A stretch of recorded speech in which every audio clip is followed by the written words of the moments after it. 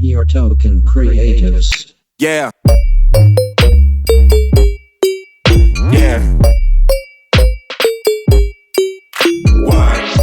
All right, hello and welcome back to Your Token Creatives. My name's JD. And my name's Julian. And you already knew that because you've listened to every single episode so far, and we're so proud of you for doing that. Oh, wait, you haven't listened to every episode so far? That's okay. That's okay. We talk just for the fun of it, and if anybody listens, that's great. Pretty much. Actually, wait, I didn't even put this in the notes to talk about, but I saw a really cool stat about our podcast. Shout out to those of you who are listening, because we are already in the top 50% of all podcasts globally. What? Yeah. Wait, for real? Wait, this is actually real. I'm not just like throwing out a stat. That's actually real. No, I was looking this up the other day that if you have over 120 monthly downloads on a podcast, you are officially in the top 50% of podcasts globally. And we have already hit that, which is sick. I mean, in the past, 2 months that we've done this, we've hit it. So all right. Just like that. Thank you for everybody listening. And yeah, bro, we're in the top 50%. So 50% global. All right. We have a long ways to go before we're in the top 10%. I think that number was something like 15,000 monthly downloads. Yeah. So yeah, that's our next goals. Yeah, we'll see how long it takes us to get there. I'm sure by next episode we'll be close. Oh yeah. Maybe top 15%, maybe not top 10%. But shout out to everybody who supported the show this early on. So yeah, we what did we talk about last week? We talked about the do's and don'ts of logo design. Yes. That was a fun conversation. And I've been branding other projects this week and kind of been reflecting on our own rules. And I was like, simplicity. So it's, yeah. But hopefully you guys got some, fun things out of that conversation. Anything stand out about last week that? Well, it's funny. After we recorded it the next day, someone had literally asked me, he's like, hey, what are kind of just general do's and don'ts for logo design? I was like, ironically, we just recorded this episode. Did you? You're like, shameless plug. You should go listen to Your Token Creatives. 100%. I was like, make sure you listen to that podcast. But also, here you go. Yeah. And here's what we talked about. Yeah, no, it was kind of cool. I think the don'ts were good too. Just some general rules of thumb. But yeah. And speaking of redesigned logos, well, we'll get into it in a second here, but let's get into our news portion of the podcast, how we start off every week. Mm-hmm. So, yeah, every week we're trying to talk about news in the world of design, in the design world, the realm, and keeping you guys updated on rebrands, branding, and stuff that our news feeds are filled with. But we understand the algorithm doesn't treat everybody the same, so you might not have seen all the rebrands that happen. But one very big one that hit me right in the nostalgia is that Nickelodeon has gone through a rebrand, and I love it. It's a total throwback to my childhood, and it's just it's like they just brought back one of the main elements that I think stood it apart. And if you're thinking back to early Nickelodeon days, the one thing you remember is the slime, right? Yeah. What was that show that had people getting slimed? It was like a game show, wasn't it? There was a game show or something. I just remember buckets of slime being poured on people. Well, it was everybody was getting slimed. If you went to the Nickelodeon Awards. That's right. And you won an award, you got slimed. The Kids' Choice Awards. Yeah, they would slime celebrities. Anybody to everybody. You were not safe. Which whose idea was this? For real. I really don't understand it. There was definitely a slime phase in the 90s, early 2000s. And there's so many toys that were slime related. Yeah. I definitely had was it Goop? Goop. Yeah, Goop, or maybe we made it in science class. You could make it. Gack. Yes, yeah. Gack. That's what it was. Yeah. I was like, what weird one syllable word was it? But that whole texture thing I was not a fan of. You weren't a fan of it? No. I thought it was kind of fun because if you grabbed it really hard, it would, but then it could like melt in your hand kind of thing? Yeah, no, like it was just I was cool like making it, and I was Yeah. cool like playing with it in like a sandwich bag, Yeah. but I was not a fan of like just touching it. Gotcha. Yeah, well, the hard part about was you could never get it off your hands. No. Because that's the thing. It was like partly water. So when you try to wash it off and put pressure on it, it would like harden your skin more. And then you just have to let it like kind of melt out. Yeah, you could never really remove it. Or if it got on your clothes, it was like game It was over. game over. But anyways, yes, the 90s and 2000s were epitomized by slime. And Nickelodeon has brought back the slime in their logo. And I'm so happy about it. But no, what were your thoughts on the Nickelodeon rebrand? Did you have a chance to look at it? Yeah, I'm actually looking at it. It's it screams Nickelodeon Yeah. without like being like that early 2000s like in your face like we're Nickelodeon. Yeah. You know what I mean? Yeah. Like I always love like the orange color of like Nickelodeon. Sure. And Yeah. like that's always an easy indicator of like you're watching it, yeah. or like this has some type of association with it. Yeah. But like even just like the roundedness in like the text for Nickelodeon, like it just screams like this like splat, you know? Yeah. And it's so nostalgic, but like so like modern at the same time. It's like, yeah, okay. Like you get it. Yeah. It's kind of cool. If you look it up, it's like the font is now like a lot more modern. Like the old one felt more like scratchy, and then like the splatter of it was definitely like it was just slime. It was just like messy, and it was just like I think it wasn't really versatile from like a branding perspective. And granted, it was just like in between shows, or they'd put it in the corner of, you know, shows and stuff. I feel like this new one is like just like an elevated, like classy slime. You know, it's like perfect blobs of slime. So it's like it still feels like childlike. It's definitely a reference to like when their brand was like really strong, or at least in my life. I don't know, without like just totally ruining any kind of like modern design. Yep. But it's pretty cool. It's got some like cool elements to it. But I don't know. I just really respect any brand who like is able to look at themselves and be like, okay, like what were the most iconic parts of our brand, and like then implement that back into their current branding, but like in a new way. Like, I don't know. There's just such a trend of like minimalism or removing any of those like unique characteristics in branding that anybody who is able to like reflect and be like, you know what, maybe we removed too much. Let's add a little bit of that flavor back in. Like I have a ton of respect for, you know? So they kept their orange, they kept the splatter while updating the font. And it definitely is like cleaner. Like it's not the slime that'll get all over your hands. This is like, very classy structural slime. You know, it's a little more elevated. For real. Like I enjoy it. I like it a lot. Yeah. So yeah, hats off to Nickelodeon. Were you a SpongeBob fan growing up? I used to watch it, but like I was never like, SpongeBob. I love SpongeBob. Really? Yeah. Oh man. See, like to me, that's one of the greatest cartoons ever created. Really? Absolutely. See, I was definitely more into like Fairly Odd Parents. Really? Yeah. Okay, so I wasn't allowed to watch Really? Fairly Odd Parents. Yes. Yeah. I mean, my mom's reasoning was that it was too stupid. Was pretty much the exact quote. She was like, the parents in that show are stupid, and so we don't want you having this as an example. And I was like, all right. Yeah. I mean, and then it's funny, like any episodes that I did watch accidentally, I was like, yeah, she's right. Like, this is the dad is a complete moron. They're like dumb. Yeah. Yeah. So I understand. I understand the reasoning. But That's fair. I don't know. What stood out about that show that made it your favorite, though? I have no idea. I just like enjoyed it so much. Yeah. And it was just like, yeah, I like this show. Yeah.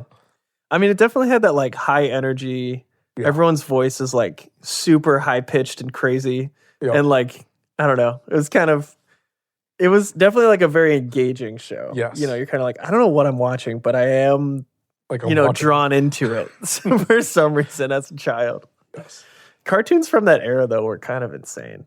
Oh, 100%. Like, I mean, even outside of Nickelodeon, like just the concept, like when you think about the cartoons that were happening conceptually and given to children in that era, it's like, even SpongeBob's kind of crazy, right? Yeah. It's like kind of like, okay, this middle of the ocean scene, all of these sea creatures have developed human characteristics. How did that happen? Possibly a nuclear blast that like chemically altered all of these fish to have like personalities. Like And it's funny if you dig into the fan theories of it, that's actually exactly what it was. Really? Yeah. Have you ever No. heard the fan theories of like what SpongeBob is? No. Oh, dude, this is crazy. So when they were doing like nuclear bomb testing back in the day, Yeah. there was like a specific part of the Pacific Ocean that they would like test the nuclear bombs in. And there was an island around there that was called Bikini Bottom Stop. or something like that. It was like, What? yeah. And so like the whole show is supposed to take place on an island that was like in that area that they were doing the nuclear bomb testing. And that's why like all these fish have personalities and like it's a talking sponge and like, you know, Mr. Krabs and like they all are taking on like these human characteristics because a nuke went off and they all have radiation poisoning. Stop. Yeah. I don't know how I feel about that. Yeah. Isn't that ridiculous? Man. But it makes sense. Yeah, I feel it. I can dig it. Yeah. So, I mean, it does. I mean, it's like, oh, yeah. Maybe it's loosely based on history. But yeah, that's, I guess, the premise of SpongeBob is that it was like in a nuclear testing site and like all these fish come to life kind of a thing. That's kind of funny. But then there are other shows that, you know, like Courage the Cowardly Dog was probably one of the most insane cartoons ever on TV. Did you ever watch that one? It used to like freak me out a little bit. It was terrifying. I mean, dude would get abducted by aliens. There were like Yep. monsters. And I was like, this is a kid's show? Like, Did you hear the fan theory on that one though? on Courage the Cowardly Dog? Yeah. No, I've not. That it's actually like why everything is like so scary and crazy is because it's the complete perspective of like courage, but like a dog. So like it's a dog's take on like the real world, Wait, on like what? what's happening around it. That's why like the house like is always in the middle of a desert because it doesn't know like anything outside of the house, Whoa. right? No Right. way. That's so, it's all from the perspective of a dog. Yeah, So he's like, yeah, we're the only ones out here yeah. because dogs spend most of their time Inside owner's in house. the house. And he's like afraid all the time of these big, that's like how he sees the world. It's like Yeah. these giant monsters or And like when you think of it, I was like, yeah, that makes sense. that really, yeah, I can see it. Dude, think about the colors that are used in the show too. Mm-hmm. Like, you know, dogs only see like a few colors, like Yeah. on the color spectrum. And I think like purple and green are like some of the Like, main ones that they can yeah. differentiate. So like the whole color scheme of the show is like purple and green. Yup. Everyone's skin tone is like purple or green. Oh my gosh, it's And it from the makes perspective sense. of a dog. Yeah. Especially like if it's like a farmer's dog in the middle of nowhere. Oh yeah, absolutely.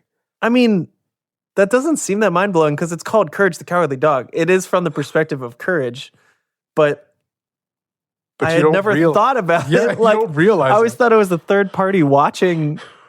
Oh my gosh, that's ridiculous. Yeah. So all like the Man. aliens coming by are just like the neighbors or like friends. Wow. And like you just have like it's like, yeah, this is weird. But like To them, they are like, who are these foreign people? It could be like their friends showing up or something. for real. That's wild, man. Anyways, yeah. I don't know what cartoons look like nowadays, but I have a feeling they've moved on from that. Or like Invader Zim. That was a weird one. That was a weird one. There were so many weird ones. Yeah. Invader Zim.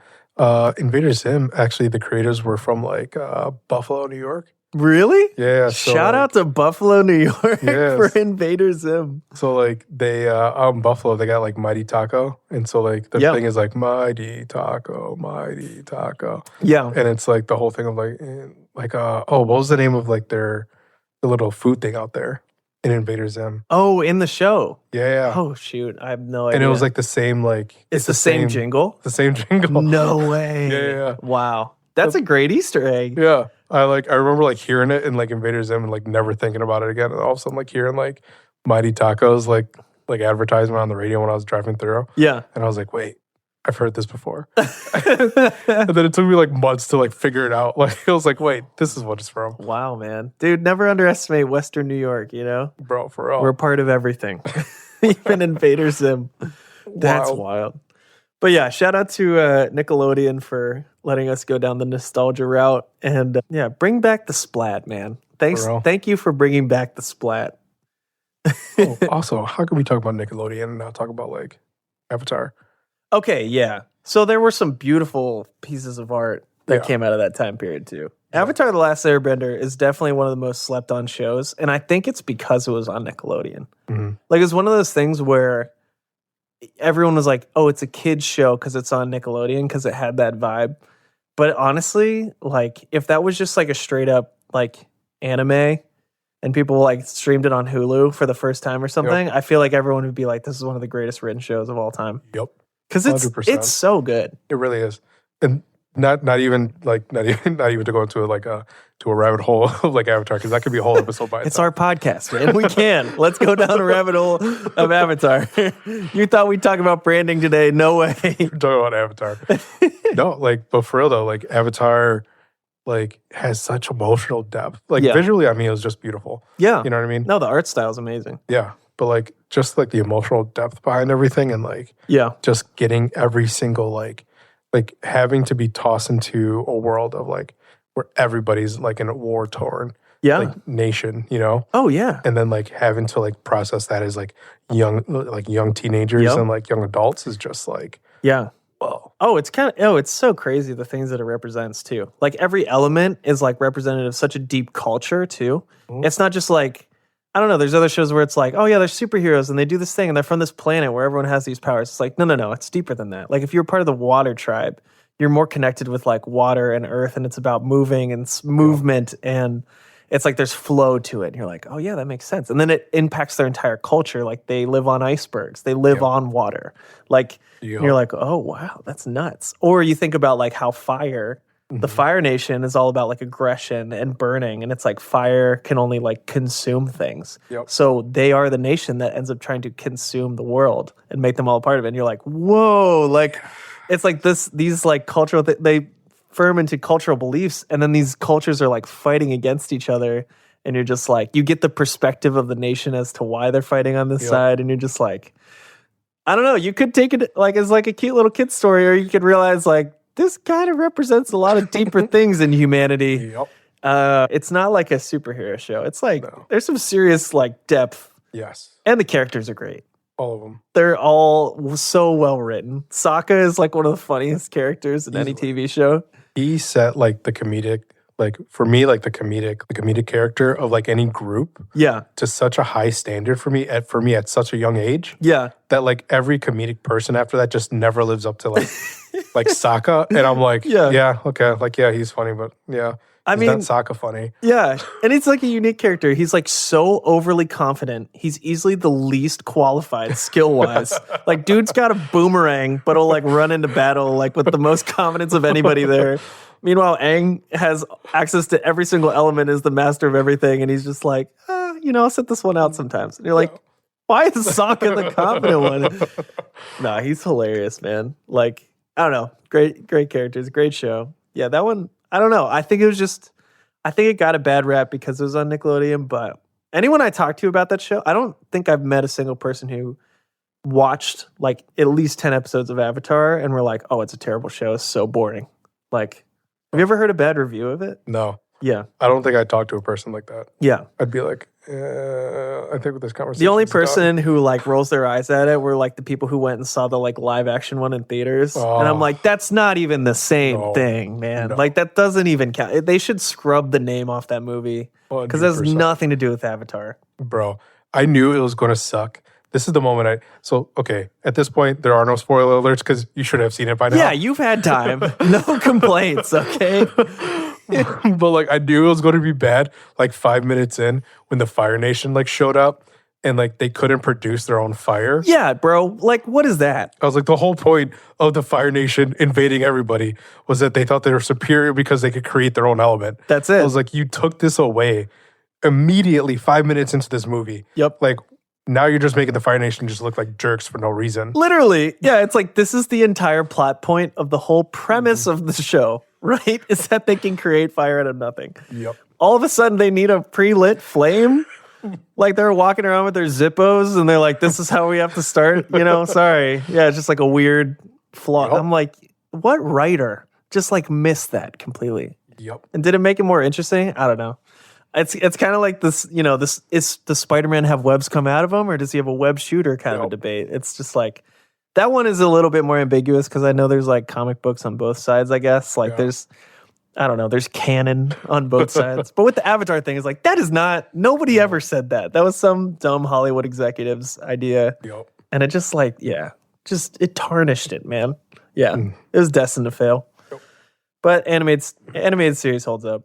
Anyways, so man, love me some Nickelodeon. Maybe we should bring that in or turn that into a podcast. We did. Just a whole episode of Avatar. Yeah. Yeah. If you guys want us to drop the Avatar episode where we dig into fan theories, I have some guests we could bring on who would have some great opinions of that show too. Oh, that'd be amazing. Is Legend of Korra better? I don't know, man. Oh. Yeah, maybe we do. That's going to be our next podcast. Oh. Eight episode series detailing. Maybe we'll do a watch through. Go episode by episode. Oh man, that's hilarious. But yeah, Nickelodeon rebranded. Other news tidbit before we get into the main thing. You are now using Spotify. Yes. And you have a complaint about Spotify. Finally have a complaint. We've been talking about Spotify UI here past couple episodes, and we love design. This is an app that a lot of people use. But I guess you found a design thing that you don't like that we wanted to chat about. Yeah. So like this past weekend, I got like a notification of like Spotify is like, hey, we got rid of the heart button and we turned it into the plus button. And I was like, okay, well, that kind of sucks because the heart indicated to me the songs that I liked, but okay, whatever. Yep. And then like I went to the home or like the screen as it's playing, and like, so we obviously read left to right. And so the first thing you see is the plus button, and then you see the back button, and then you see the play button, and then you see the forward button, and then you see the minus button. And when I look at it in terms of like the plus and the minus, they're flip-flopped. What? Yeah. So it's like, wait, the plus is on the left, the minus is on the right, but we typically read left to right. So you want to see the plus on the right and the minus on the left. But it makes sense because if you want to add the song and you miss the button, you're not skipping the song, you're going back to the same song. Yeah. Wait, so, okay, minus is on the left? Minus is on the right. Minus is on the right. Yes. Plus is on the left. So, dude, this is, okay, first of all, Android did not get this update yet. I don't like this at all for a number of reasons. But think about, okay, let's address this plus minus thing in the first place. I understand that probably is like more helpful in their algorithm to know what you like and don't like. Mm-hmm. To this point, Spotify has used like a heart, and then they've used like the cancel icon or like the circle with the line through it. Yeah. And it's like those logically make a lot of sense. First off, because every other social media app in the world uses a heart for their likes. Yep. Even Twitter, they used to be called favorites, now they're called likes. It's still a heart though. Yeah. Could you imagine if on Instagram, like below a photo, you would see like the plus icon next to the comments and like the bookmark or whatever? Mm-hmm. What would you do? You would think, oh, I'm adding this post to something. Yep. I'm Mm-hmm. I don't know, maybe doing a collaborative thing or creating. On Instagram, the plus button is to like make a new post. Exactly. It's not to like save it. Yeah. So plus, that's such a weird design choice. Every other app on the planet uses a heart. Why Mhm. would they use a plus? I have no idea. And then like I started searching it because I was like, okay, I can't be the only one complaining about this. Yeah. And then like apparently they had rolled out like a new update, and I'm still waiting for that update. Okay. Because like they like actually even moved the plus again like this past week to be like up towards like above the, like the timeline of Yeah, like, like to be above that. Okay. And so like they just literally rearranged the controls on me. Again, And so I'm like, wait, what's going on here? is there a minus button? And there's no minus button anymore. They got rid of that. They got rid of the minus button. Yeah, so that's another thing. You're a music player. If you have a plus and a minus button, Mhm. what do you think that is? Exactly. It's volume. You would think that's a volume situation. You have plus and minus, that's what everything else looks like. Exactly. So then you're making that. So, okay, so they already backtracked on the minus button. Can I see your Spotify? Can you pull this up for me? Because I'm like looking at mine and I'm like, I'm not updating my phone ever. Oh my gosh, as we speak, Spotify's auto-downloading in the background. Listen, It's literally Spotify downloading an update as we're Spotify's recording downloading this. an update right now for me too. Dude, I'm literally just like, wait. in real time. No, this is horrible. I can't believe this is happening. No, the plus Okay. button, this makes Yeah, no literally sense. they changed the layout. Yeah, so this is the layout that like people online were saying that they updated to. Yeah. So originally the plus button wasn't up here, it was over here where the shuffle button where the is shuffle now. button is. Yeah. And the minus button was over here where the repeat button is. Okay, so like, why? Who approved that push? Because that makes no sense. That's super weird, man. I wonder what the logic was there. It's so funny that I feel like we talk about Spotify every episode, but it's because they changed their UI so much right now. They're kind of all over the place. And here's the thing. I never realized how much they changed their UI until you had mentioned it. And now I've been paying attention. And it's like every couple of days, I feel like it hasn't. For the past tweaking. 3 or 4 years, they got it. They were fine. They were predictable. I mean, like in years of unpredictability, they were my constant. And now it's like this app that everyone uses all the time is like the UI changing so frequently. I'm like, what is going on? And that's another design thing. Like I think when it comes to branding or websites, especially, like when you see that a company or someone you follow is constantly updating their logo, updating their colors, updating their fonts, updating their this. They're like, we got a new website. And then 2 months later, they're like, brand new website at you. And you're like, nobody thinks like, oh, more value to this brand. It starts to be like, do you know what you're doing with your brand? Yep. Like, do you know what you're trying to fix? And like, this is the thing is that when you're rebranding or making a new website, you should be trying to actively fix a problem. Like you should have assessed a problem in your brand somewhere and then tried to make an intentional change to make it better, improve it, or just flat out fix it. But if there's no problem, then just messing around for the hell of it is just ridiculous. Like, and it just starts to you start to lose credibility with your followers because you're just like, well, now we're this and now we're this. And then you start to use like 3 logos in all these different spots and people are like, what is going on over there? You know what I mean? Every design decision should have some intention behind it. Yep. To me, at least on first glance of this new UI, I'm just like, what did this add? Or what problem was this solving? Mm-hmm. Was this literally just like, we thought we'd move it around and see how people react? Because that seems a little sloppy to be a multi-billion-dollar company just messing around, you know?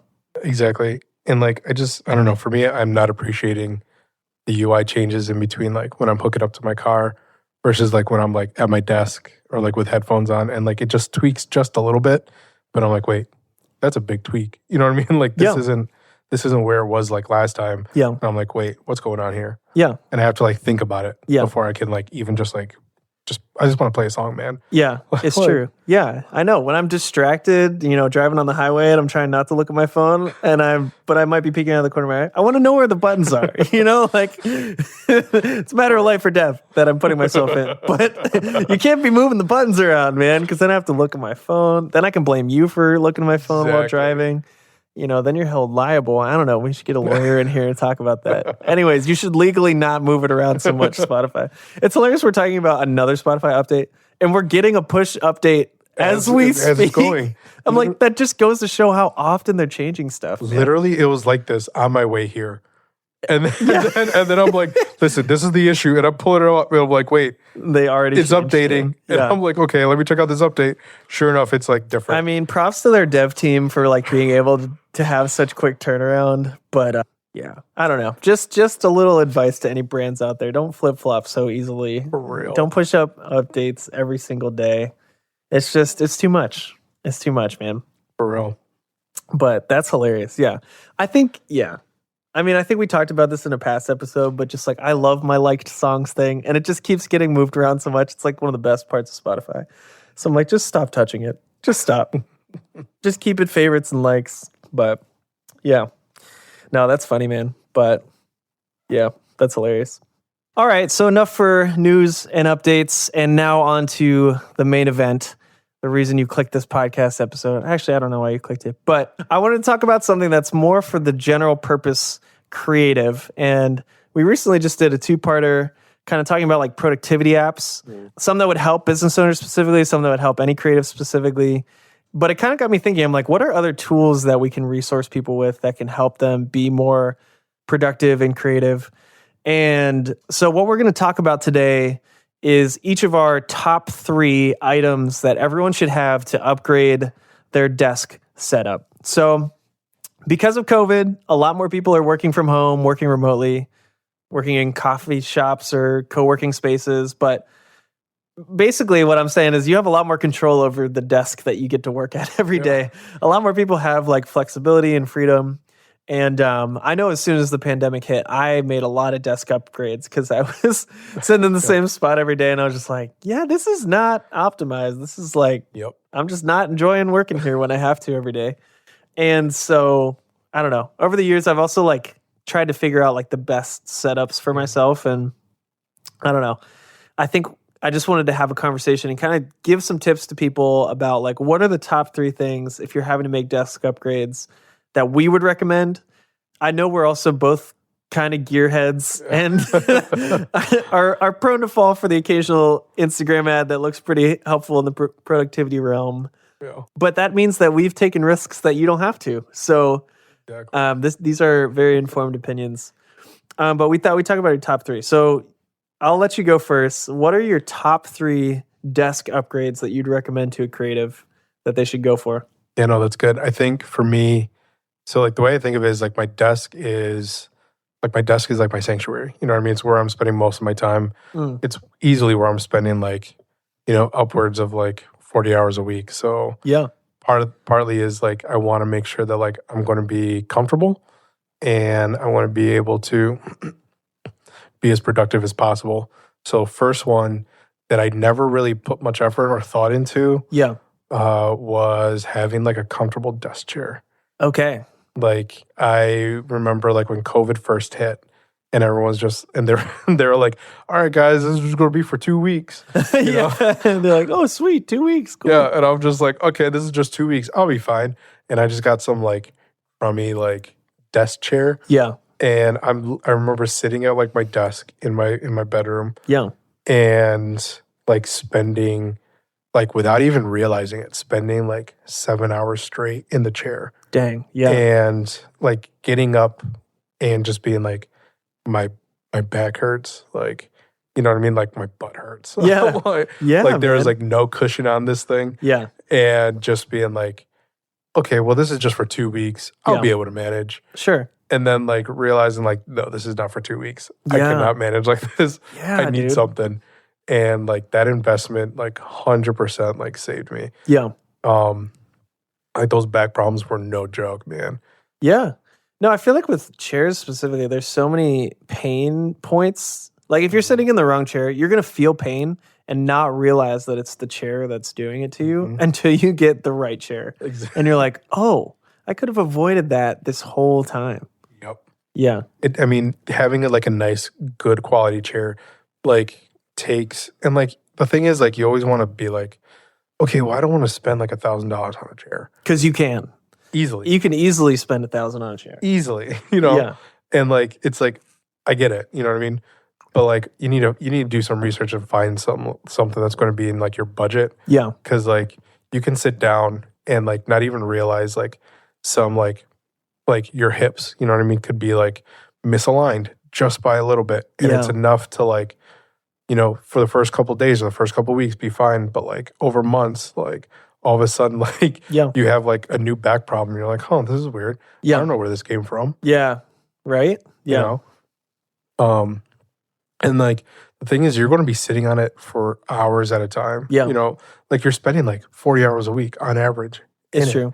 It's like, why not make it comfortable? Yeah. You know, like don't be sitting on like, so on like some like wooden like kitchen chair. Yeah. You know, like it's going to take a toll on you physically. Yeah. So. No, it's true. And you think like, I don't know. I just like, it's like, oh yeah, whatever's around, I'll sit. Or maybe I move around a bunch and I'm like, I don't need a chair. Maybe I work in 5 different places during the day. But the thing is like, it does wear on you after a while. And it's just like, it's one of those upgrades that you're not thinking about. Because I think especially as a creative, the gear that you want to buy is like, it's like the cameras or like upgrading your iPad or upgrading your computer. And like, those are great, you know, because they might help you to produce more content or build your business or do all the kinds of different things. But honestly, like, especially in our specific field of creatives where it's like, if you're like an illustrator, designer, video editor, someone who is stationary for a long period of time, it is a must-have to have a good ergonomic chair. So what went into your like thought process when choosing a chair, or like maybe talk through like Yeah, like Yeah. what? Because there's like a million out there, and like Yep. I don't know. You could go buy a desk chair from Target, which I don't recommend. But like, why should you avoid that? Or like, what should people look for? So, COVID made it super hard to like figure out what kind of desk chair to get. Yeah. Because it's like you can't go into a store Yeah, you can't sit in it. and try it out, Yeah, And so for me, like what I ended up deciding on was like definitely spending a little bit more. okay, Like knowing that it's like, okay, in reality, I'm gonna have to find something because I can't test it out. yeah, I have to find something that's going to give me a good like 30-day return policy, yeah, something that's going to be name brand as opposed to like some random company, yeah, and something that's going to be like durable, because again, I'm going to be sitting on this on average like 40 hours a week. yeah, So like I don't want something that's within like, that's like, oh yeah, this looks nice, but like is not meant to be sat in for like 40 hours a week. yeah. It's like it matches the aesthetic of the room, but does it feel comfortable like Exactly. for a long period of time? Yeah, And so like I don't want to like get a chair, like a leather chair, and like within 6 months like have like, have the leather like broken down and like, yeah, look bad. yeah, And so I ended up like figuring out like, okay, like realistically, like this is a long-term investment. yeah, And so being able to find as well like a company that was going to be able to like give repairs or, be able to ship components or parts or be able to sell parts, to me, like if I needed to do a replacement. gotcha. Okay, Still on the hunt for that perfect chair, yeah, but definitely have gone through like a decent amount of like options. yeah, And like they're out there, but like now with COVID, like kind of like dying back a little bit and being able to like go into places and like, okay, let's see what's going yeah. on, you know? Yeah, I would say, I mean, I remember there's one chair we bought, and we bought it at like this place called World Market, which is like, it's this really cool store. They're kind of a chain. Like I don't know, you'll see them every now and again. Yeah. But their stuff is like super aesthetic, super nice, like homeware stuff. And we bought this like awesome chair. It was like this like nice gray fabric. It looked super cool. It's like wood and like, this like, I don't know, like ornate back to it. I don't know. It looked really good. It didn't have arms. It had swivel. And we're like, this it looks good. It fits in the living room. And so we'll get it. And then I like started working in it, and it just had so many problems where it's like the hydraulic system like didn't work fully. So I would just slowly be shrinking throughout the day. And then the handle that I ended up using it so much that it broke. And so there was a certain point where the chair was permanently at the lowest setting that it could possibly go.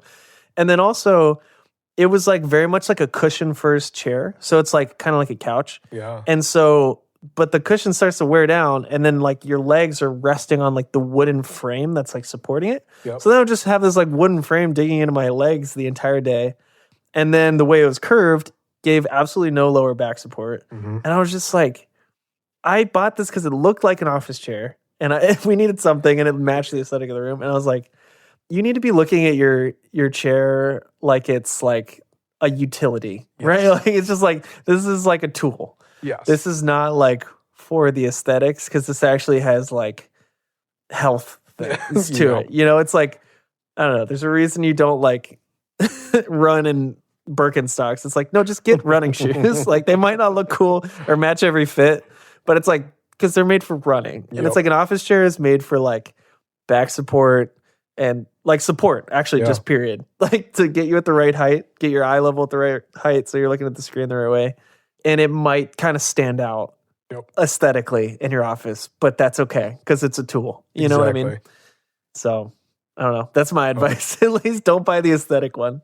No, never go for the aesthetic one. Yeah. I had to give up like that mentality very quickly. I was like, yeah, no, this can't. I can't go for like the nice looking ones because the nice looking ones will not like do what I need it to be. No, it's true. And like, bro, like I'm a big guy, you know what I mean? So Sure, like, yeah. I definitely put some wear and tear on like what I'm sitting on. Yeah. And like I need it to be, like I need it to be good. Yeah. And yeah, no. No, and I'm like, I love leather items. Mhm. I love a good leather couch. I would love a good leather chair. I'm like, wouldn't it be sick to have a leather desk chair? It's so like, so Mad Men, it's so, I'm like, it's so business classy.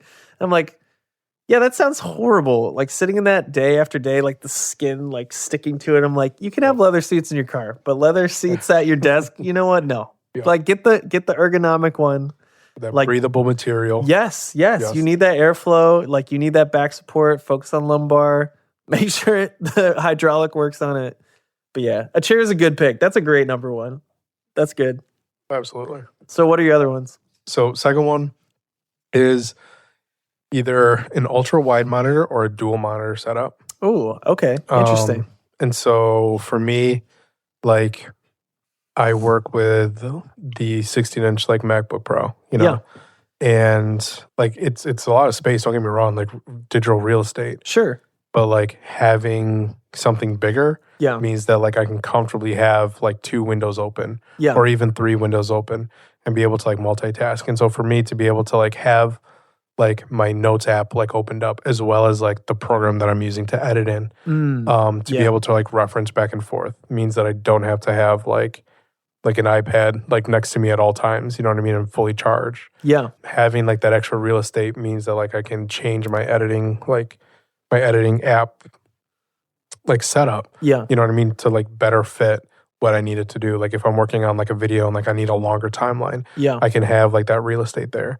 Yeah. Well, you know what I mean?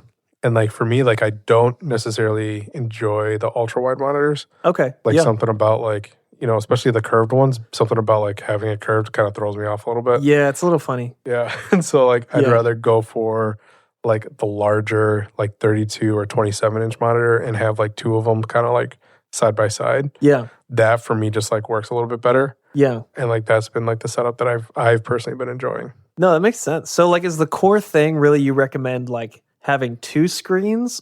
Because like do you find it weird working from like a MacBook screen and having an additional monitor? Like is that weird to get used to or like? So yeah, for me like it's a little weird.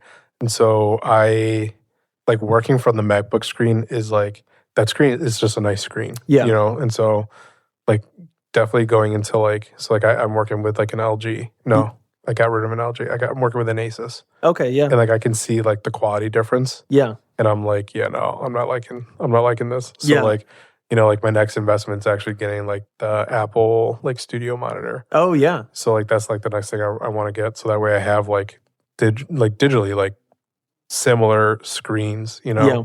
Especially for like color grading. Yeah. Like anything that I'm doing like video wise for color or anything I'm doing for print means that I have to work off of the MacBook screen. You know what I mean? Just to make sure I'm color accurate. Yeah. No, that's true. And that is the one weird thing. Like I have a similar setup, like although I do have an ultra wide, but it's stacked kind of above my main MacBook screen. And it is funny though, I think my eye still goes towards the MacBook screen. I think it's just more detailed and the color is better and it's maybe a little bit closer. But it is always nice to have that second screen just for more like static things. Mm-hmm. Like I think for tasks on projects or for note taking during client meetings or any kind of like simultaneous things, or occasionally I'll have like 2 Illustrator files open at the same time. Yeah. So I can be like, here's the actual mood board on my top one, and I can drag actual elements into my Illustrator file below. It just saves so much time to be like, click, minimize, open new screen, minimize, open new thing, or dragging things from Finder. I can just be like, Finder's always open. It's always right there for you. So if you're dealing with like a lot of files, I feel like it helps to have like a second screen. I would agree. You get used to it, like, you know, pretty quick, even though if you're on a laptop and a second screen. But no, that's a good pick. Yeah. And so like definitely like you don't have to do like 2 screens or an ultra wide. Just at least having some way of having extra digital real estate is always going to be helpful. How do you feel about those screens that like attach to the MacBook? Have you seen those that they kind of like fan out and they're like a part of it? I think the concept is cool. Yeah. So like the MacBook, when it's folded down is pretty thick as it is. Yeah, it is. And so like to add like thickness to that is like the one thing I'm like, I don't want to be carrying more stuff with me as I'm going around. Like I think the idea is like there. I think it's cool. I think it's there. Yeah. I just don't think like I just want to add more stuff, like more weight to my bag. Yeah. It is funny. I feel like the thing is though, like if you work in coffee shops a lot, I get the appeal because it's a mobile second display. Yeah. That is kind of cool. Yeah. But I think practically, I don't know if you really need it. Yes. Yeah. But you would say like steer clear of the ones that attach, like get a stand-up monitor maybe? For me personally, I'd say for my workflow, I'd say stay clear. Okay. But like, I mean, some people's workflow might be a little bit different, you know? Yeah.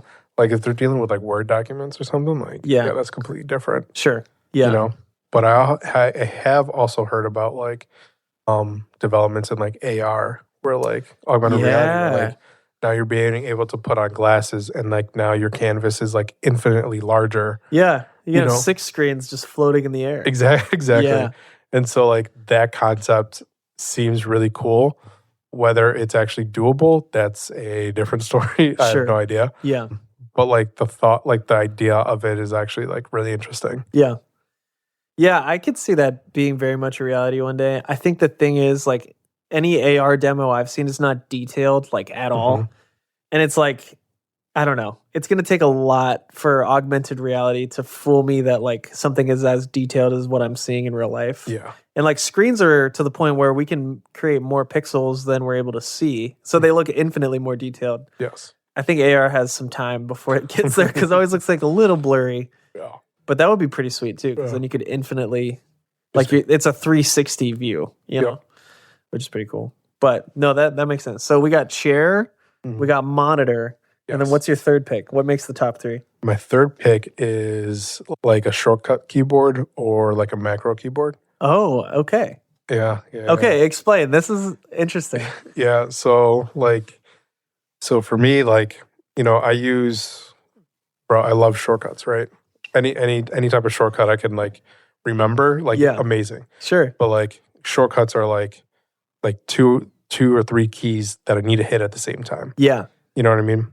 And so having like a large like QWERTY keyboard like is cool and all. Yeah. But like to be able to speed up my workflow, having a shortcut keyboard where my most common tools are right there at my fingertips, where it's just like, okay, this is my pointer, or this is my text tool, or this is my paintbrush, or this is my finder. Yeah. You know what I mean? Just having them right there and just being able to tap it without having to input like the shortcut itself within different programs. Yeah. Speeds up our workflow quite a bit.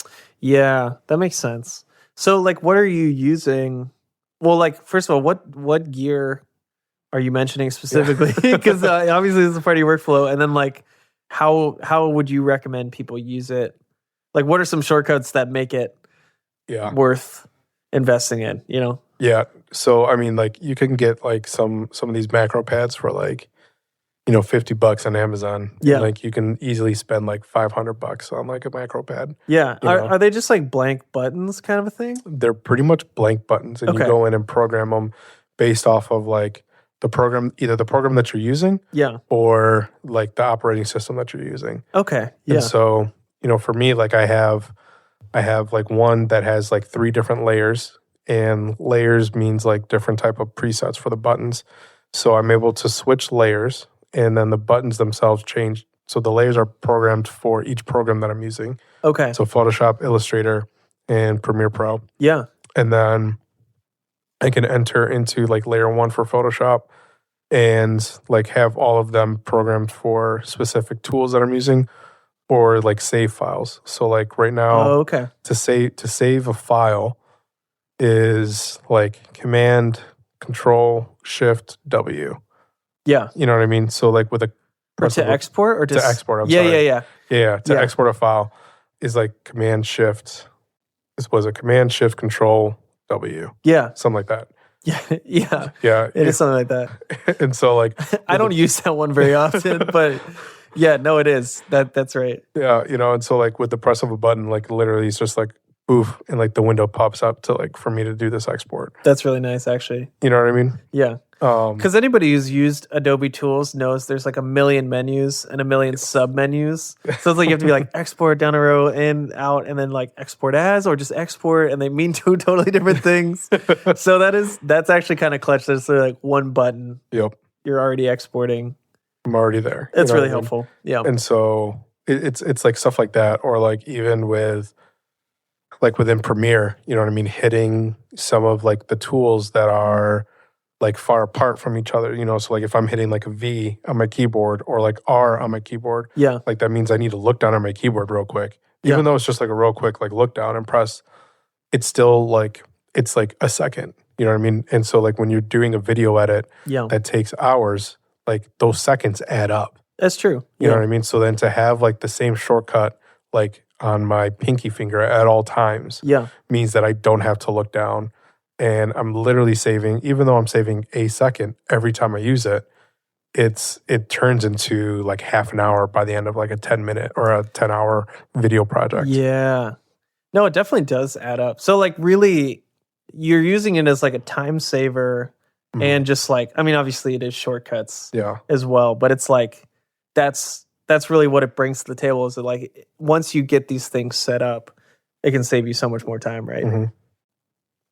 Exactly. And so like, you know, like I have one right now set up so like open up my most used programs. So like I have one where it's just like, I don't even have to like think about it. Like I open up Safari, I open up Chrome, I open up my email. You know what I mean? Oh, like, that's kind of sick. So it can do web-based things too? It can do web-based things. Yeah. And so like, so if you're always in the same program or something, or, you know, say your team uses TickTick and you like want to pull it up real quick, it's just like one button. Exactly. That's kind of cool. And so like it just gets me right where I need to a lot quicker. Yeah. And so literally just like it's all on my fingertips and I'm not having to look down at the keyboard to input. Yeah. Or like I need to like, let me go like move my cursor down, open up this program right now. Yeah. Like I don't have to. Yeah.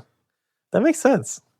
No, that's cool. I feel like that's a pretty good big three, you know? Like if you're choosing your first or you're just trying to improve your desk setup, like ergonomic chair, second monitor, and a shortcuts keyboard. I mean, you are really optimized, especially if you're like an illustrator, video, you know, editor. I'm like, if that lives on your desk, that is pretty solid. Yeah. Dang. Those are three good ones. That's cool. Yeah. No, that's really interesting. I think, funny enough, I don't think my top three actually overlap with yours at all, except I would definitely echo the ergonomic chair thing because that is absolutely crucial and has been a great upgrade.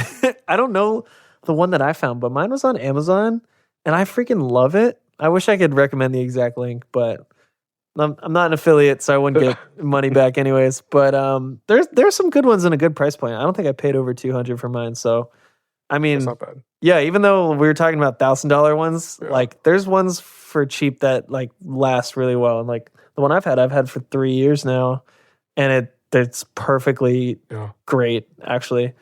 So there's some good ones out there. Read your reviews. But no, those are three good items. So, okay. So when I was making my list, I was trying to think of like other things that are like, I don't know, maybe more general.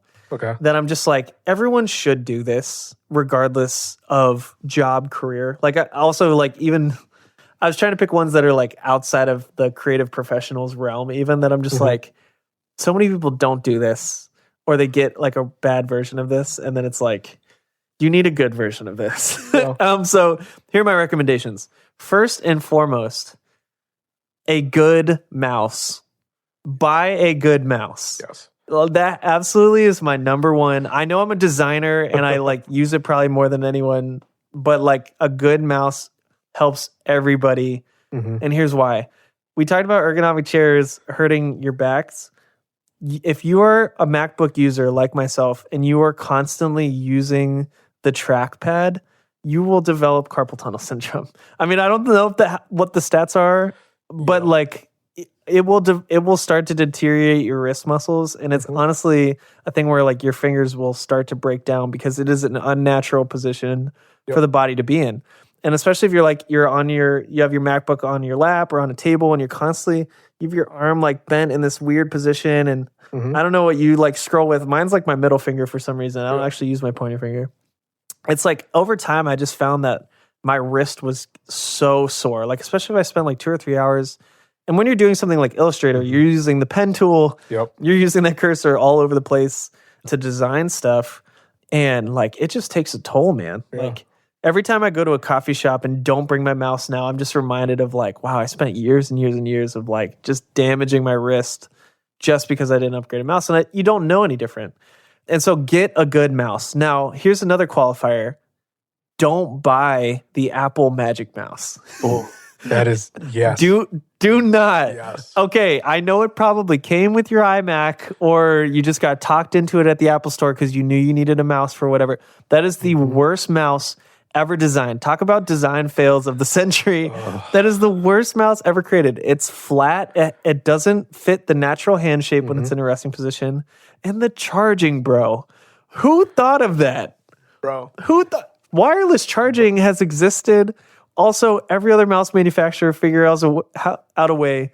But like the fact that you can't charge the Apple mouse while using it simultaneously is the most ridiculous design flaw. One of the biggest design fails that I've ever encountered. It makes no sense. Like you're going to design a wireless mouse, which means the battery will die at some point. And then it's literally crucial, especially if you have like a Mac Mini. Yep. That just means you can't use your computer. Yes. Until his mouse is done charging, which is just like ridiculous. Where it's like every other mouse manufacturer puts it on the side or on the top, so you can plug it in while you're using it. It just makes it so. Don't buy the Magic Mouse. And word of caution. Literally, like after years of using the Magic Mouse, because I never had this conversation with anybody. No one ever told me. After years of using the Magic Mouse, because of that weird shape, like my pointer finger, like doesn't like actually like work well. Really? Yeah. So like if you look, I can't like point out straight my pointer finger, and like I can't control look at that. Yeah. You know what I mean? Like I can't, because of like that weird shape, and like constantly having to like press and do like a hard thing. Yeah, because you have to like arch your finger in order to like press, right? Because you can't just like actually click down. It's not like a full click, and so like it's always like compressed, like, you know? Yeah. It's always like compressed just to click. And then like it has like the like touch controls. Yeah. And so like it's just constantly being like this, and it puts your finger, you don't realize it, but it puts your finger in like weird positions that it's not natural for your finger to like get to. No, it's really true. And so like when I like switched over to like a better mouse, it was just like, wait, what? Yeah. And then like I finally like took a look at my hand. Yeah. And was just like, oh no, like my pointer finger doesn't like work the way it should. Yeah. Especially compared to like my left hand. I'm a right hand. Yeah. You know, especially compared to like my left hand, I'm like, what? 100% it was like the Apple Magic Mouse. Yeah. And it's like one of those things where it's like, especially as a creative or anybody who works on a computer for work, which is like most people these days, like it's one of those things where you don't realize it's deteriorating your muscles, but it is. Like whether it's the trackpad or the Magic Mouse or whatever, like it's putting your hand in such unnatural positions. And it's like your hands are one of the most crucial things like you use every day. And it's like, when you're doing this for years and years and years and putting it in an unnatural position, your body will like change or won't be able to keep up with it.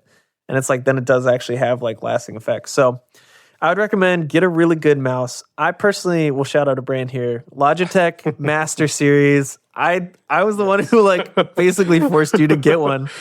But they're the absolute best mice that you can buy. And it's like, it just perfectly fits your hand. It's raised enough so that like that natural arch that your hand has, it fits in it perfectly. Plus, there's a bunch of extra like shortcuts and buttons that are attached that you're just like, this is amazing. Like, like there's like 5 or 6 buttons that you can program to do whatever you want. Yep. So, and can be program specific. So it's like in Illustrator, this is my pen tool button, this is my undo button. It's amazing. But yeah, they're great. They're responsive. You can charge it while using it. Game changer. Connected to multiple devices. It's great. But get an ergonomic one. Save your hands. You know, do yourself a favor. Literally best purchase I've ever made. Yeah. No, it absolutely is. So I don't care what you do for work. Like you might just be typing Word documents all day, but in between you are scrolling, you're moving your mouse. So that was my like without a doubt number one solidified. Like if anyone listens to any part of this podcast, like please get a mouse. Please get a mouse. And Logitech sponsor me. I would be your sales rep. I honestly would evangelize the Logitech Master Mice to anybody. So yeah, if you want to give me kickback, just let me know. So my other ones are like kind of funny, right? That one's definitely my like go-to gear thing. I would definitely agree with the second monitor thing, but I don't want to steal yours or the ergonomic chair. I actually said a desk light. Interesting. So these are kind of like a newer thing. Yeah. Well, it's not new to have light at your desk. But what I'm saying is there are these specific desk lights that go on your monitor that kind of like shine down over the area of your keyboard. Okay. And essentially like a lot of them are like color temperature specific. And at first I was like, oh, that's just something those like desk dudes do to like make their desk setup look really good. Yeah. But then like I was thinking about the benefits of like So like blue light is definitely like a serious problem. And just like we were talking about like your hands deteriorating working for long periods of time, like blue light can have a lot of damaging effects too if you're like looking at screens all day. Yeah. And granted, we are a culture who's on screens all day, like whether or not you're working. Yep. But especially if like you're at a desk with a second monitor and you have blue light glaring at you all day, like the purpose of these secondary monitor lights, you kind of mount it on the top and then it kind of shines like a natural light kind of like at you or at your display surface. And basically what it does is it kind of like it lessens the contrast of like screen to environment so that it's supposed to like kind of lessen the stress of your eyes because like, I mean, just like any other thing, like when you have a really harsh light in front of you next to like really dark lights, like your eyes have a really hard time like adjusting to that because I mean, similar to a camera, it doesn't know where to set the exposure. So it's constantly like your muscles are constantly going in between like, am I trying to see dark or am I trying to see light? And unfortunately, it has to close really tightly to be able to compensate with the like the really bright light. Otherwise, you know, you burn your eyes out. Yeah. So like these desk lights are meant not just to kind of like give a nice like ambiance, but it's supposed to kind of like dissipate the blue light a little bit. And like because of the color temperature and stuff, it's supposed to kind of like give your environment more light so that your eyes kind of have less to do kind of a thing. Gotcha. At least that's the science that I read on it, Yeah. which I'm like in practical use, I haven't noticed too much of a difference in eye strain, except when it gets like later, especially in like the winter where it's like dark all the time. And I'm like every day I'm working into the dark and it's like, it's good to have good lights around you. But if you are in your office accidentally and you just like don't have any other lights on, you just have a screen for a long period of time, like that will do some serious damage and can like mess you up. So especially if you just have that desk light on all the time, it's going to help dissipate that. So yeah, I don't know. They're cool products though. They're super inexpensive too. I mean, they're good ones for the like really, really good ones are like $40 and everything else is like $20 on Amazon. So it's a really cheap purchase, but I think it upgrades your desk. And if you're a YouTuber, it makes your desk setup look that much doper. So there you go. There you go. So that's a good one. And then I was kind of debating, I have like a toss up for a bunch of different random items, but because you kind of went like a little off the beaten path with your controls thing, I'm going to go like off the tech path completely for your desk setup. Okay. And I'm going to say Intrigued. that you should get a plant. Okay. You should get a plant for your desk. Okay. And so, yeah. That's definitely off the beaten path. Did you expect me to say this? I did not. I'm not a gardener. Here's the thing. I'm not a gardener. These plants, I am proud to say that I have in my office right now. I have kept them alive personally. And it's really funny because like the reason I got them in the middle of the pandemic, I was spending a lot of time in here. And then I was also like, I think like it just, I don't know, when you're trying to create like a creative environment for you to work in, like if there is nothing but like screens and dead space around you or clutter, for me, it just creatively just like creates a bad environment. Yeah. And so like during the pandemic, I was really trying to figure out like what is going to create a healthy environment to like create and make more. And I was like, honestly, I want a little like life around me. And the thing is like, I'm not a botanist or know anything really more about plants than like what the average Google search will tell you. But I specifically got plants that like are like high oxygen producing plants. Specifically this like snake plant that I have is like my best friend because those things put off like so much oxygen. It's kind of unbelievable. And so like to me, it's just more about like creating like this healthy like oxygen filled environment. Yeah. And I'm like, I'm around so much tech and screens and designs that I'm like, I want to be able to have a space that's also like kind of like more life-giving. Yeah. And so, yeah, I would recommend everyone get a plant. It's totally not a tech thing. Some offices maybe won't have as much natural light, but I also think the practice of like watering a plant or taking care of something like in your environment that's like around your desk. Yeah. It's a great, easy first task off your checklist. You know, like for me, some days I'm just like, I'm looking at like 20 things and I'm like, oh, I got to email so many people. I got to get all this stuff out. I'm like, I got to water my plant first. And that just feels like, man, one down. Okay, we got others to go. So yeah, get a plant. It's a little more nuanced, but I think everyone should get a real plant for their desk. I like that. I like that though. I mean, it is like you said, like, you know, you're surrounded by screens, you're surrounded by actually like just tech that's not alive. Yeah. You know what I mean? And just being surrounded by something else that's like organic and alive. It's It like, feels grounding. yeah. I don't know. Especially like I'm just so in the digital world all the time. It's kind of nice to have something that's like, no, this is just like a living thing. Yeah. I don't know. Plus, yeah, the oxygen is great, health benefits. Like, so yeah, a lot of mine are really like, I'm trying to produce a healthier work environment for myself. I think people get lost in the like hyper productivity, like this is the most tech advanced thing. And those things are great. And I use a lot of those things. But at the same time, my recommendations were more like, let's try to make your space healthier. Yeah. Because these were things that I wasn't doing, and my space felt like just like a prison cell. Like I'm just staring at a wall, and I'm just like, this is dead and desolate. So, but yeah, that's my 3. Those are actually really decent. I like those a lot. Yeah, and pretty good price point. I mean, I feel like you could buy all of mine for. Well, okay. If you get the Logitech mice, that's gonna break your budget a little bit. Everything else you can get for like $20 or $30 total. So yeah, not my stuff. yeah, no, not your stuff. It's okay. We represent all budgets here. Yeah. So no, but those are good 3. So once we left off, I just like we got to cover them real quick. Like, was there anything that you were like really fighting to keep on your list, or anything that you would want to mention that could help that wasn't mentioned? So one that like I actually started doing. So I'm trying to find like a good way of doing it without having it be like so ugly. Is a timer. Huh. And so like I've tried building it into like Siri, you know what I mean? And like running into my computer, and like I find myself actually disabling it. Yeah. Well, like, and so not using it. And so specifically a timer, you know, helps me go through like design sprints. Yeah. But also like abiding by like the 20-20-20 rule.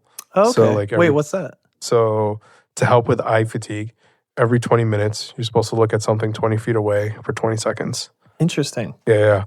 Okay. And so like I've found apps to do that, you know? Yeah. And then like I find myself like turning off the app because I'm like, no, like I'm like trying to focus on something. Yeah. You know, as opposed to like I actually tried it during COVID and like it's helped, you know, like actually having a timer, setting it for 20, and then just like all of a sudden you hear it and it's just like, oh, okay. Let me look away.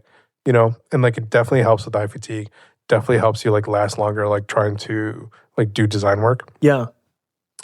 But again, finding like an attractive timer, a physical timer to put on your desk has been a challenge. That's rare. And they're probably all like kitchen timers on Amazon. 100%. That's what it is. It's like a cute little apple, and you're like, this is not it. This is not the aesthetic I want. No, that's pretty cool. No, the one analog item that I kind of left off my list that almost made the big 3, get a real notebook with a real set of pens. Yeah. That's good.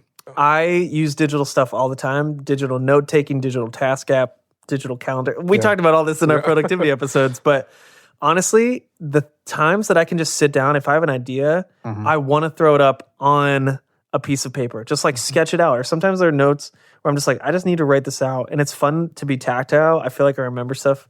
But I have this like tiny little, it's not even like a full 8.5 by 11. I think it's like half that. It's just a blank pad of paper. No lines, no nothing, just good sketching paper. And then the best pen I've ever used, this is just a bonus thing. The best pen, I'll swear by it to anybody, because it's like the most common one you can use. It is the Zebra G301. It is the best pen. Everyone uses, you know, your Pilot G2s or there's the V5. Yeah. No, dude. Zebra G301. It's stainless steel. Okay. Interchangeable ink cartridges, and I swear I've never had it stutter on me one time ever. Dang, really? Yeah. Okay. So like they're steel, so they're like, I mean, they'll last forever. Yeah. But they're also super common. You can find these in Target. You can find the extra fine tip. Best pen. Dang. They're actually a little bit smaller too, so they're more compressed. Like you can slip it in the notebook with it. It's not too much of a problem. But yeah. Dang. Yeah, they're super cheap. Okay. But yeah, a good notebook, a good set of pens, good set of Zebra G301s you pick up at Target. That's just another good one that I'm just like, everyone should have that. Yeah. I don't know. No, that's good. I used to be completely analog back in the day. Oh, yeah? And like that's where I took all my notes and everything. One time, forgot it for a meeting. Oh, no. And ever since then, I was like, I need to be digital. And my so gosh. like forgot like this because like at the time I because like I love field notes, right? Yep. Don't get me wrong, I love field notes. Oh, absolutely. And if you don't know what field notes are, field notes is like a brand of like notebooks that are just like super small, like they're pocketable. Yep. And they have like they come in like all these different colors, shapes, and like designs on them, just beautiful. Yeah. Just really good quality stuff. And we love the designer. The designer, I love him. Yeah, shout out to Draplin. If you didn't know, you probably know Field Notes and you might not know Draplin. Yes. But that is worth a follow on Instagram. Go follow Draplin Designs or DDC or whatever it is. Yeah. And so like every single client I had like was in their own like field note. And literally just like forgot it one day. Yeah. And I was like, I have no point of reference for anything. Yeah. Because it was in this one notebook. And so I was like, I need to figure out a way to like make this digital so like I can like quickly grab it if I need to. Yeah, it is the downside. I try to take a picture of my note. Like I'll scribble it and then if I'm disciplined, I'll just take a quick picture of it because you never know when that situation will happen. It's definitely not the most efficient workflow, but sometimes it's just better to write it on paper, That's the thing though, like being able to switch it up occasionally is it's ideal. Yeah, just get off the screens. Be around a plant. Yeah. So those are some good bonus items. Those are good. But yeah, man, top 3. Those is good. Yeah, those are good. I like them. All right, so that brings us to our last segment of the day, In the Queue. In the queue. Where we talk about our music suggestions that you got to listen to. And it's funny. I've thought of this segment. I was like, we don't always have to do new releases. But for me, it's been like, there's been a new release I got to talk about every time. Yeah. But for me, so Pine Grove, do you know the band Pine Grove? Sounds really familiar. Okay. They're from New York area, like New York City-ish area. Yeah. But they're like just one of the coolest bands out there, honestly. They're like super songwriter, kind of like folk, indie rock kind of a thing, but they're totally their own kind of music where their recordings kind of sound like you're listening to them in person. Okay. Like they literally feel like you're like at a bar and they're the local band that's like playing. Like they have that aesthetic where you're just like, oh, these guys are kind of good. But it's that their actual studio recording. Okay. So it's kind of loose. It's very like, I don't know. It's just very emotional though. The dude's an amazing songwriter, like the lead singer and stuff. And then I've gotten to see them live a couple times and they just have the best band dynamic. Like they just like know how to play together so well. It's so unstructured that it's structured kind of thing. Like they just know the song so well that they're not on a click, they're not on a tempo, they're not running tracks and doing lights. They're just like playing good music together. So yeah, they're a great band. And also like, they're also like a great band to like go deep dive in because they like have a huge discography and like there's a fan site totally dedicated to all the live recordings ever recorded of them. Okay. And so, yeah, if you want to go down to the Pine Grove rabbit hole, you definitely should. They're definitely one of my favorite bands ever. Okay. But they just released an album called Montclair, which was a live recording. And like I said, they're so good live, and their live element is like what sets them apart. So this was like an actual recorded concert. And they're like kind of maybe informally like taking a break. And this is kind of like their last release as like the way the band has currently existed. Yeah. So for me, I'm like, this is like kind of crazy that it's like immortalized in this like live recording. Yeah. So for me, I don't know. It's like a little bittersweet. They're not like ending, but they're taking a break. And I'm just like, what if this is the last recording? So anyways, definitely go listen to it. Montclair, great album. Okay. Yeah, definitely going to have to check that out. I feel like I have heard of Pine Grove before.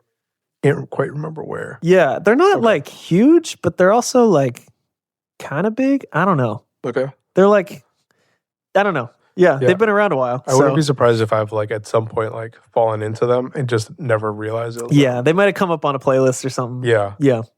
So, okay.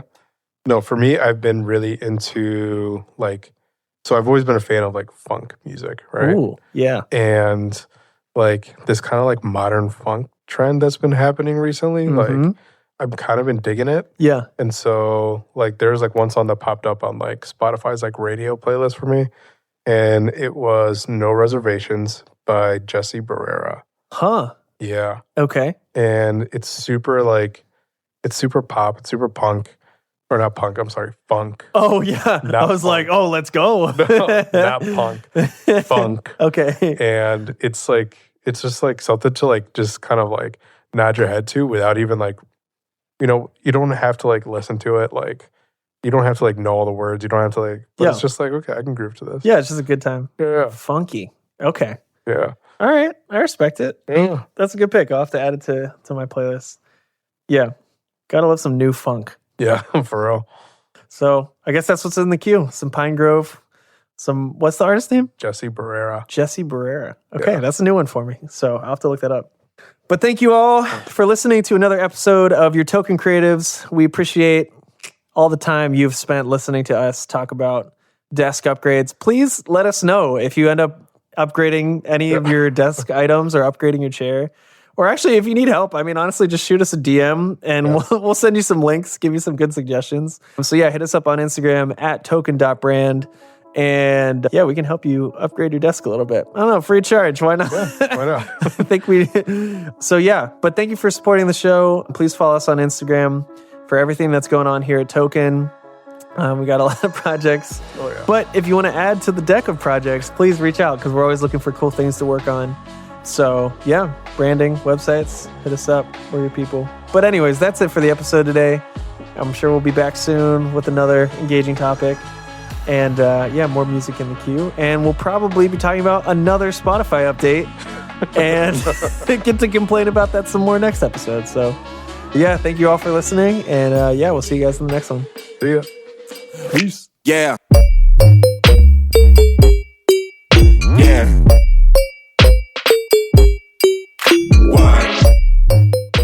Follow us on socials at Yeah. token.brand and visit us online Yeah. at tokencreative.co. Load it.